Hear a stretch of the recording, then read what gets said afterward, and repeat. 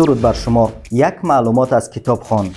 بزرگترین ریاضیدان دور و یکی از بزرگترین همه دورها، دانشمند بلژیکی جورج سارتون محمد خوارزمی را با همین جمله توصیف کرده است: فردریک استر باشد تمام دانشمندان زمان را به سیاره‌های خرد مانند می‌کند که در گرد و اطراف آفتاب یعنی خوارزمی دور می‌زدند. ابو عبدالله محمد خوارزمی چی کرد که چنین بهای بلند را صاحب شد؟ او الگبرا را به نظام درآورده به آن نامش را گذاشت. همین الگوریتمی که حالا فراوان از آن استفاده می شود برگرفته از الخوارزمی است.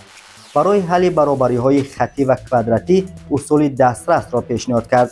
ساحه تریگونومتری فضایی را گشود و جانبدار اساسی برای وادار کردن عرب‌ها و بعداً اروپاییان برای قبول کردن نظام دهگانه عددها بود که حالا عربی نامیده می شوند. اما با ادعای دانشمند آمریکایی فردریک استر در اصل آنها باید هندی نامیده شوند و همین اسلوبی که برای حل مسئله های حساب با استفاده از عددهای هندی یا طور گفتیم عربی گسترش داده بود سبب شد که آن را به نام خود او گذارند که در لاتینی غلط همچون الگوریتم معمول شد.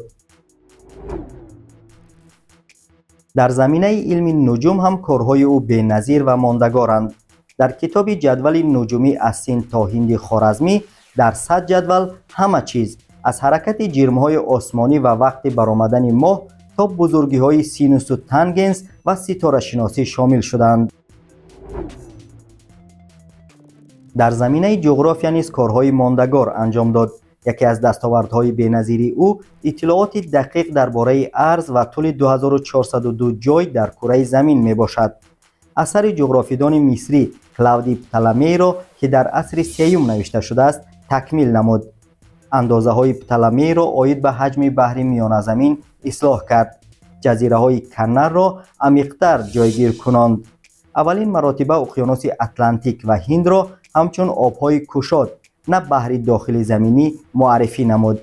اولین مراتبه اقیانوس آرام را به خریطه جهان درآورد و چندین جایها را در آسیای مرکزی و شرق نزدیک به خریطه علاوه کرد. منبع ما در یک معلومات کتاب معرفت گمشده دانشمند آمریکایی استیون فردریک استر بود.